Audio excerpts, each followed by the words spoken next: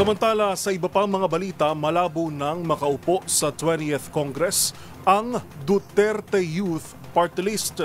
Yan ay matapos tuluyang ibasura ng COMELEC-AN Bank ang registration ng Duterte Youth Party List sa botong 511.